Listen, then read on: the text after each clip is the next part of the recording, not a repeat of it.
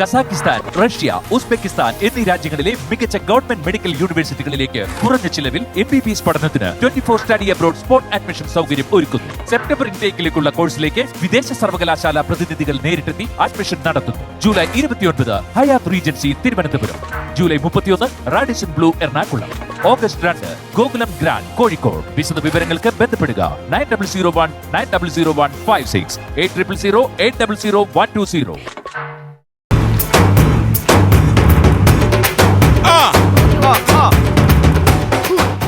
നല്ലൊരു ദിവസമായിട്ട് ഇവളിത് അവിടെ പോയി കിടക്കുന്നത്.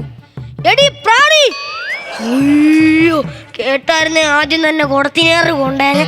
എടി റാണി, എടി റാണിയായി, എടി ഒന്ന് ഇങ്ങോട്ട് വന്നാണ്. എന്തിനാ മനുഷ്യൻ നിങ്ങൾ ഇങ്ങനെ കിടന്ന് കൂന്നേ? ഇന്നത്തെ ദിവസത്തിന്റെ പുറത്തായത് എന്തുവാ? അത് നമ്മുടെ മോളുടെ നിശ്ചയം ആണല്ലോ.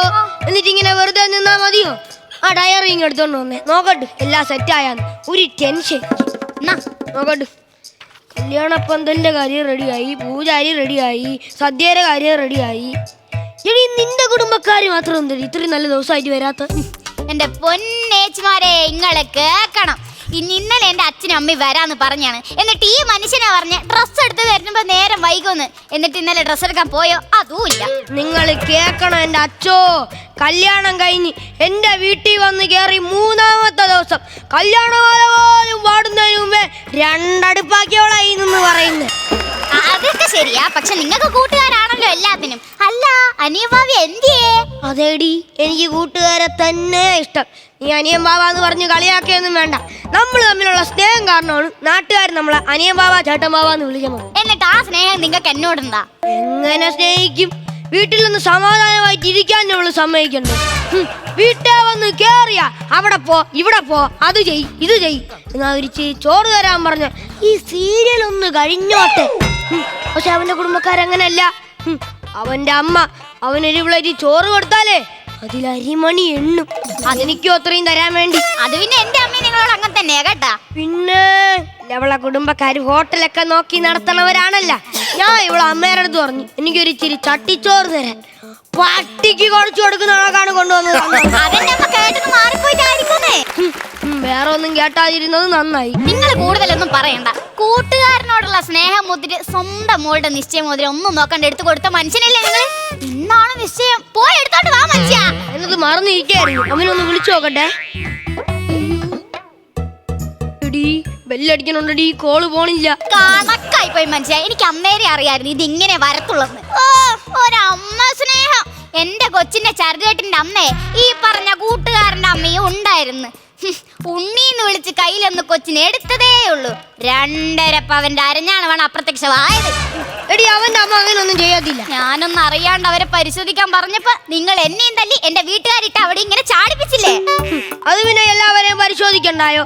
നീ എന്റെ കുടുംബക്കാരിട്ട് ചാടിച്ചല്ലോ. നിങ്ങൾക്കറിയാവോ, പാവന്റെ അച്ഛൻ കാലിലെത്രയോ ആണിയും വെച്ചോണ്ട് അവിടെ കടന്ന് ചാടി. ഹോസ്പിറ്റലിൽ ചെന്നപ്പം അച്ഛന്റെ കാല് കണ്ടിട്ട് ഡോക്ടർ ചോദിക്കുക ഇതെന്താ മുള്ളുള്ള സ്പോർട്സ് ഷൂ? എന്നിട്ട് അത് കിട്ടിയോ? അതുമില്ല. അത് കിട്ടാത്തതിന്റെ പേരിൽ സ്വന്തം അനിയനെ മടല് വെട്ടി എറിഞ്ഞ മനുഷ്യനല്ലേ നിങ്ങൾ? എന്നിട്ടിപ്പൊ വേറെ ഒരു അനിയൻ. എടി അവൻ അങ്ങനൊന്നും ചെയ്യത്തില്ല. സുനി എന്റെ ഒരേ ഒരു കൂട്ടുകാരനല്ലേ. അയ്യോ, ഇനിയിപ്പൊ ചെറുക്കന്റെ വീട്ടുകാർ വരുമ്പോ ഞാൻ എന്തെന്നാ പറയുവാ? രമേശാ, രമേശാ വന്ന്.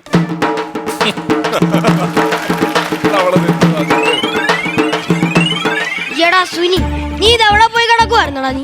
അത് കൊള്ളാം. നമ്മുടെ മോളെ നിശ്ചയമായിട്ട് സദ്യക്കാർക്ക് രാവിലത്തെ ഫുഡ് കൊടുക്കണ്ടായോ? പിന്നെ കൊടുക്കണ്ടേ? പന്തലുകാർ വരുന്ന വഴിക്ക് അവരെ വണ്ടി നമ്മളെ വയല്ലേ അതിങ്ങ് പൊതിഞ്ഞായിരുന്നു. അപ്പൊ അതൊന്ന് റെഡിയാക്കി കൊടുത്ത്. പിന്നെ പൂജാരി പറഞ്ഞ സാധനങ്ങളൊക്കെ ഒന്ന് വാങ്ങാനും പോയി. കണ്ടോടി എന്നെ സുനിയുടെ സ്നേഹം കണ്ടോ? നീ എന്തുവാടി പറഞ്ഞ? അല്ലേ വേണ്ട, റിപ്പീറ്റ് അടിക്കും. എടാ ഇവള് പറയുവാന്നേ നീ ഇന്നിവിടെ വരത്തില്ലെന്ന്. പിന്നെ കാര്യങ്ങളൊക്കെ സെറ്റ് അല്ലേടാ?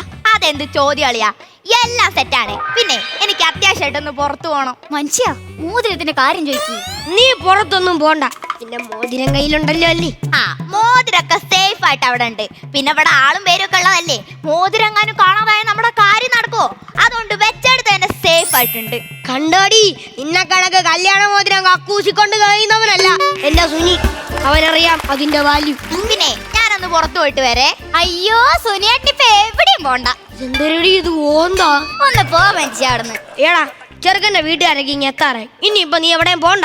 അല്ല ഞാൻ പെട്ടെന്ന് പെട്ടെന്ന് പോയിട്ട് വരാം. നിനക്ക് ഇത്രയ്ക്ക് ധൃതിയാണെങ്കിൽ നീ ആ മോതിരം ഇങ്ങ് തന്നിട്ട് പൊക്കോ. മോതിരം ഇപ്പൊ എന്റെ കയ്യിൽ ഇല്ലല്ലോ. മോതിരം അവിടെ അല്ലേ, അവിടെ പോയി എടുക്കണ്ടേ. പിന്നെ പെട്ടെന്ന് പോയി എടുത്തോണ്ട് വാ. പെട്ടെന്ന് പോയി എടുക്കാൻ പറ്റത്തില്ല. എന്താ?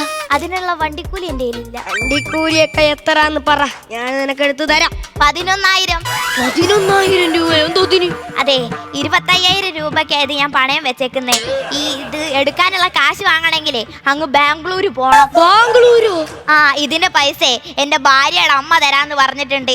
ഇപ്പൊ പെങ്ങളെ പ്രസവം എടുക്കാനായിട്ട് ബാംഗ്ലൂര് പോയേക്കുക. അതല്ലേ ഞാൻ പറഞ്ഞത്, പെട്ടെന്ന് പോണെങ്കിൽ ഫ്ലൈറ്റ് പിടിച്ച് പോണോന്നേ.